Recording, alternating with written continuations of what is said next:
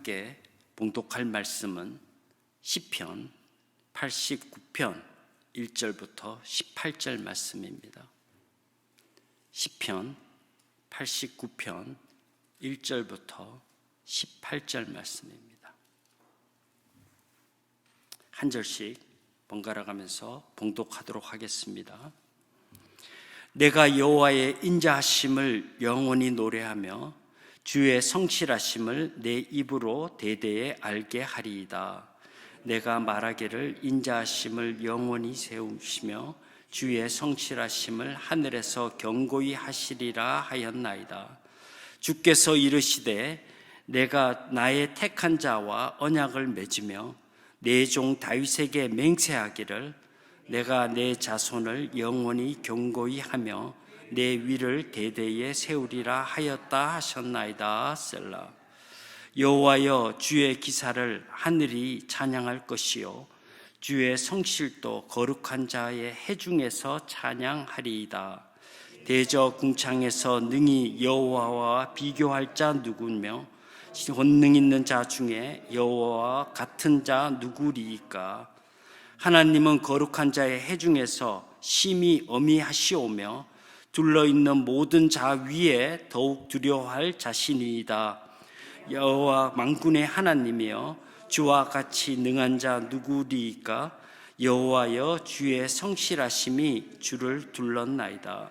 주께서 바다의 흉용함을 다스리시며 그 파도가 일어날 때 평정케 하시나이다.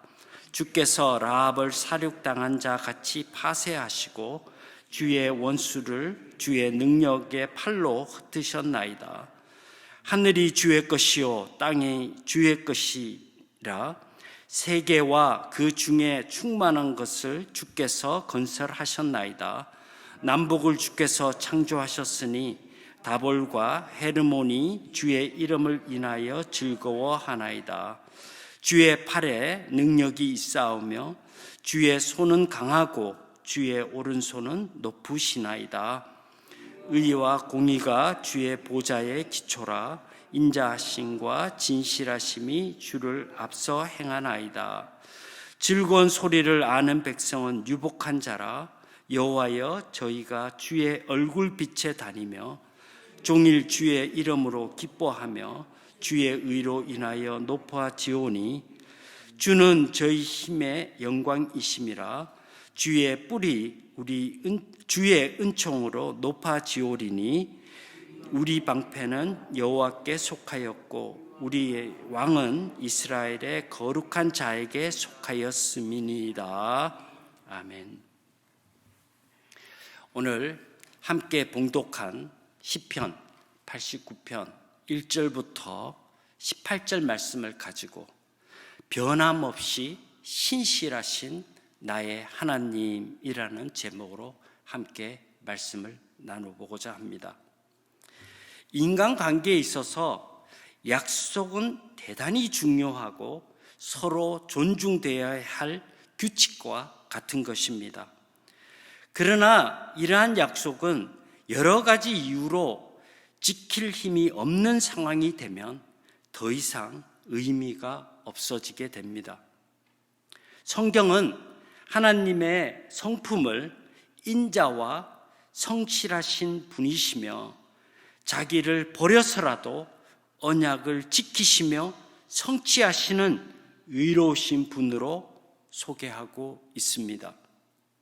시편 89편은 52절로 된 긴 교훈시로서 다윗 왕조의 멸망을 슬퍼하면서 다윗 왕국의 회복을 위해 기도하는 탄식의 시로 알려져 있습니다.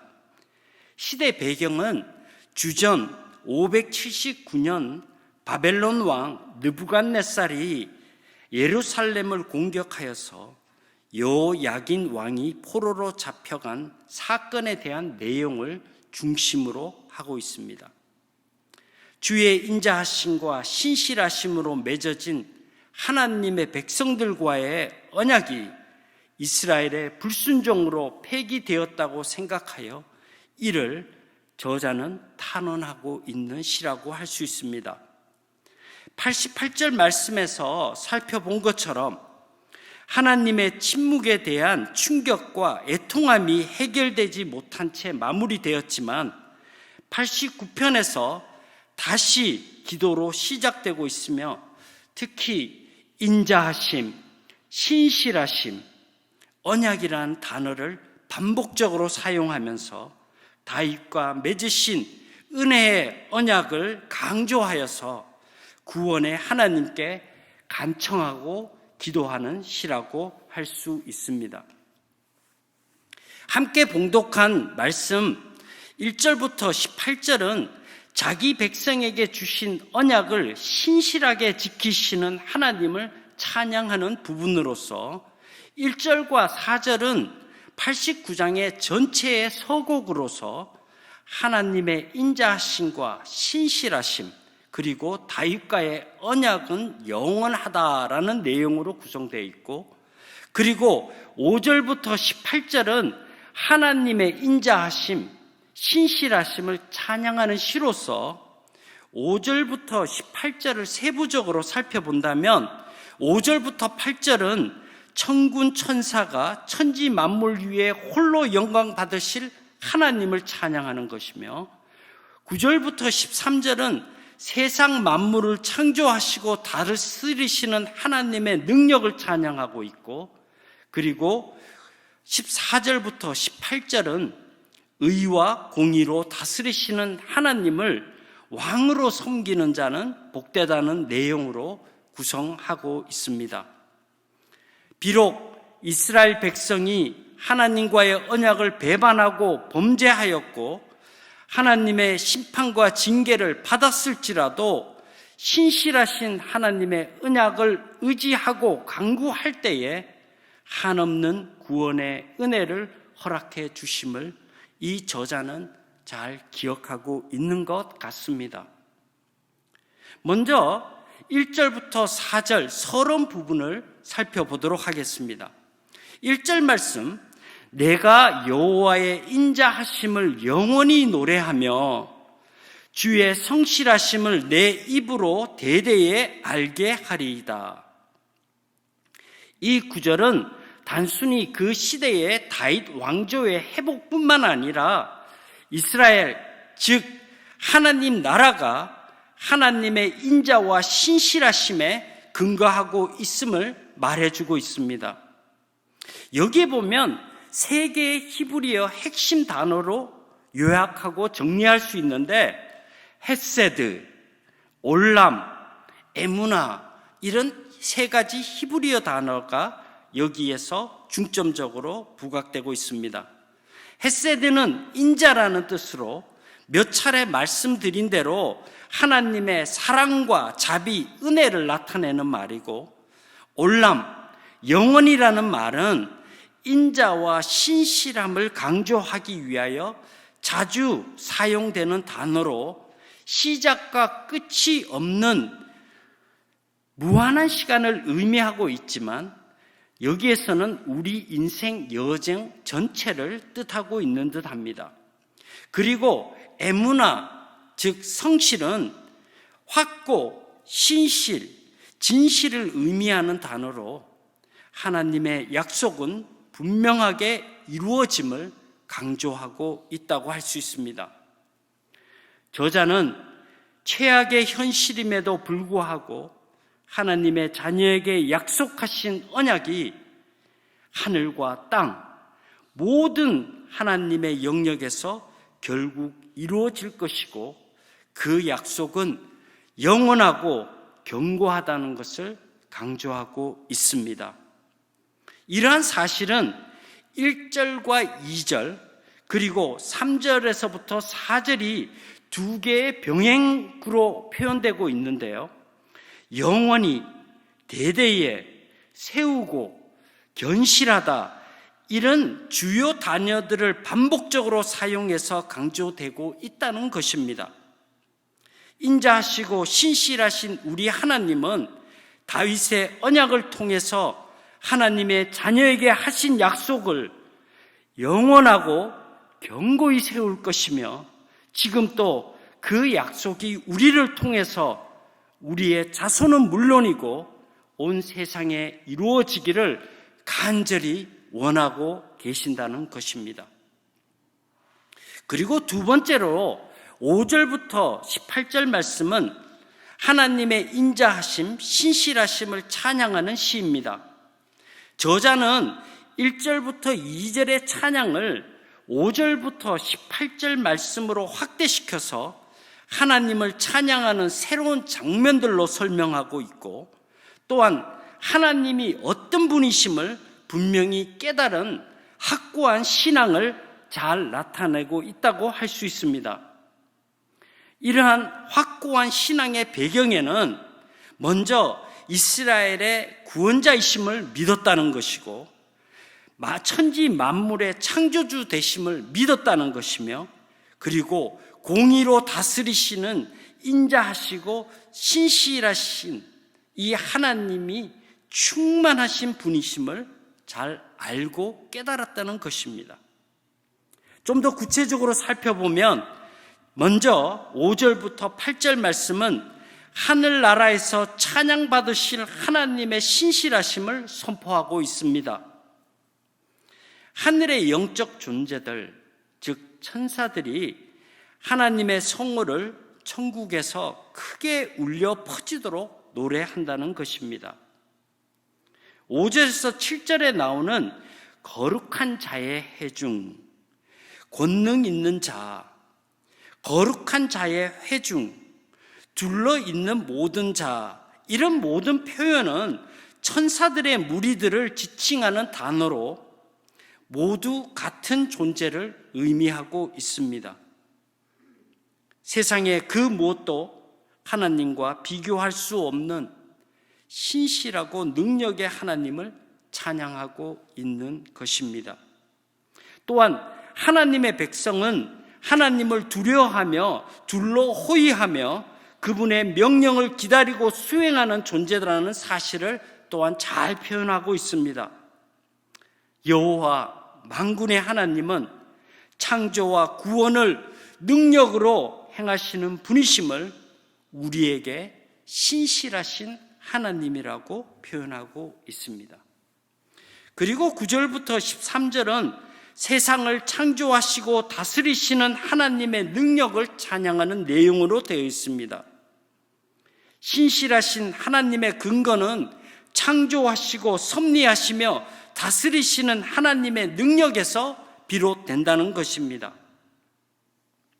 이 단락에서 주목할 점은 한글 성경에서는 구분되어 있지는 않지만 영어 성경에는 잘 구분되어 있습니다.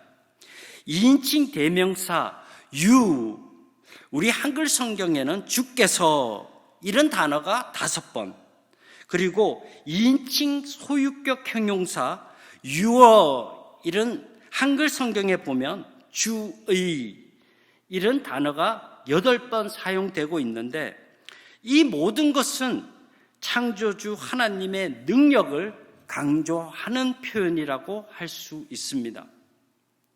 그리고 흉용한 바다, 히브리어는 얌이라고 하는데요.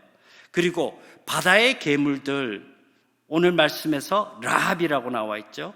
이런 말씀을 인용하고 있는데 고대 근동 신화에서 자주 등장하는 단어들입니다. 하나님을 대적하는 세력들을 뜻하는 것으로 하나님께서는 적대 세력으로부터 오는 무질서와 혼란을 물리치시고 새 창조와 새 질서를 회복시킬 것을 찬양하는 표현이라고 할 수 있습니다. 칼빈은 이 부분을 출애굽에서 홍해 바다를 가르셔서 하나님의 백성을 구원하신 사건을 떠올리면서 하나님의 능력을 강조하고 있다고 해석했습니다. 따라서 변함없이 신실하신 하나님은 천지 창조부터 새 창조, 새 질서에 이르기까지 모두 전능하신 하나님의 능력 안에 있음을 분명하게 보여주고 있습니다. 신학자 바빙크는 하나님의 창조 진리를 믿는 자는 하나님께 순종하게 되고 하나님의 전능하심과 위대하심, 그리고 인자와 신실하신 하나님을 알게 되고 하나님을 찬송하고 신뢰할 뿐만 아니라 우리 자신이 얼마나 무지하고 무능하고 하나님 앞에서는 아무것도 아님을 우리가 느낄 수 있다고 말했습니다. 그리고 14절부터 18절 말씀에 보면 하나님의 인자하심과 신실하심은 하나님의 자녀를 다스리심에서도 나타난다는 내용으로 기록하고 있습니다. 14절 말씀에 보면 의와 공의가 주의 보좌의 기초라, 인자하심과 진실하심이 주를 앞서 행하나이다. 하나님의 보좌의 기초는 의, 공의, 인자, 진실하심으로 표현하고 있는데 이것은 하나님의 통치 원리라고 할 수 있습니다. 마찬가지로 칼빈은 이 구절을 하나님의 인자하시고 진실하심이 하나님을 수종드는 천사들처럼 하나님께서 행하시는 방향대로 먼저 나아간다고 해석하고 있습니다. 이것을 깨닫고 찬양하는 주의 자녀는 복이 있다고 15절에 기록하고 있습니다. 15절 말씀 함께 읽어보겠습니다. 즐거운 소리를 아는 백성은 유복한 자라. 여호와여, 저희가 주의 얼굴 빛에 다니며.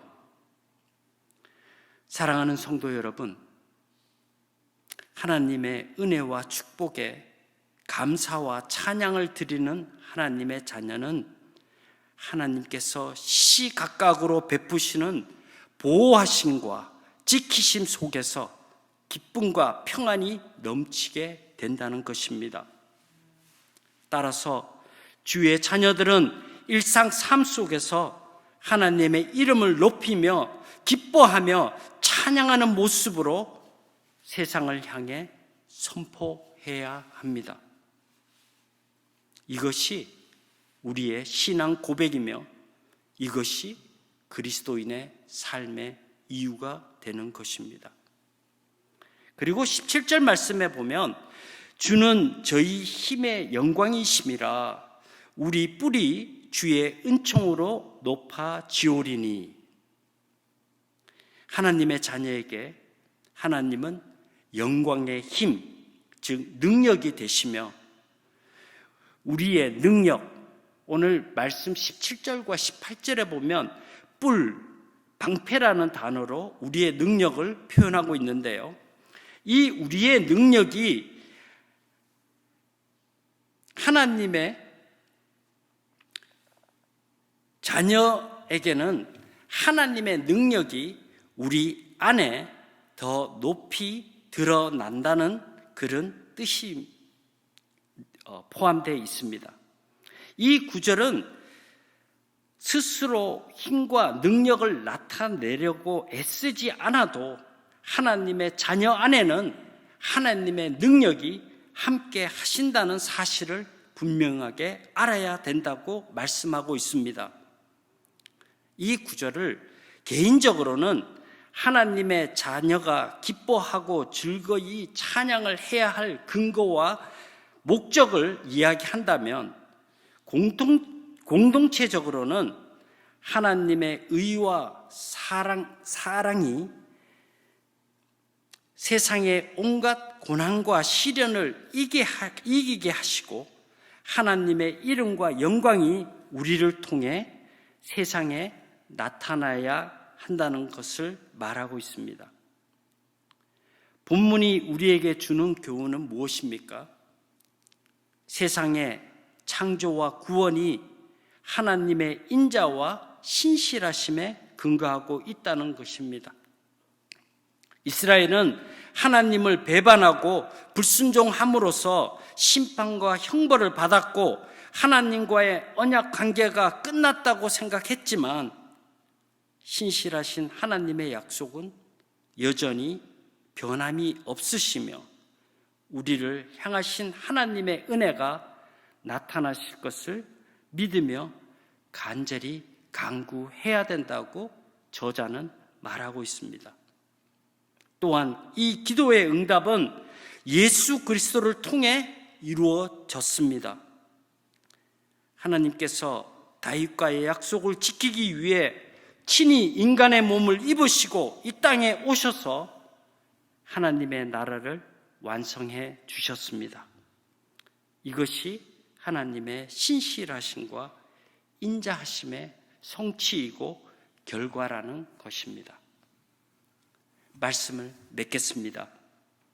본문에서 저자는 인자하시고 신실하신 하나님의 일하심과 성품을 높이 찬양하고 있습니다.